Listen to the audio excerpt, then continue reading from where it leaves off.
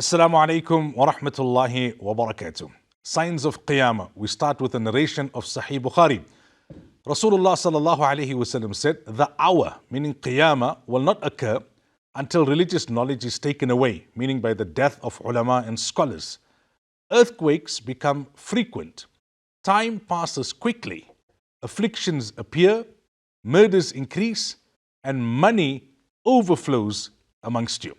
Now, if we look at some aspects of this hadith, which predicts what will be the situation, the prevailing situation, as we draw closer to the hour, to Qiyamah, to the end of time. The Prophet ﷺ said, religious knowledge will be taken away, meaning by the death of the ulama and scholars. The lesson we ought to learn from here is this: appreciate your scholars whilst they are still in your midst. They say in Arabic, mawtul alimi, mawtul alam. The death of a scholar is like the death of the universe, because he goes with his knowledge.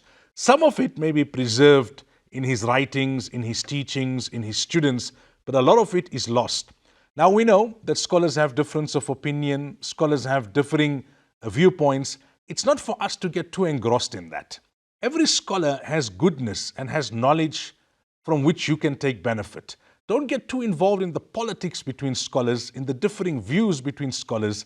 Rather, see how can I take benefit from each scholar and respect them. I don't necessarily have to follow each one in every viewpoint of theirs. I may have my one scholar whom I follow in my jurisprudic viewpoints, for example, and that's the ideal, but I can take from the knowledge and the benefit that all the others have to offer. Then this hadith also talks about earthquakes becoming frequent, and we've noticed this as well recently.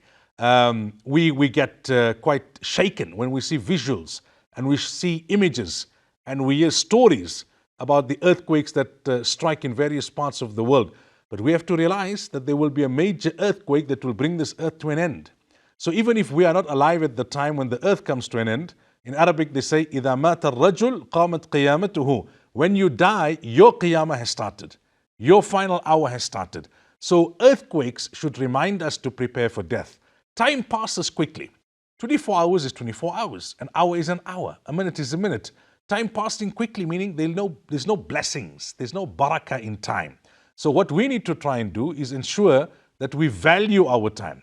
The more you waste time, the less there will be barakah in your time. The more you value your time, then there will be more barakah in your time, and your time won't pass all that quickly.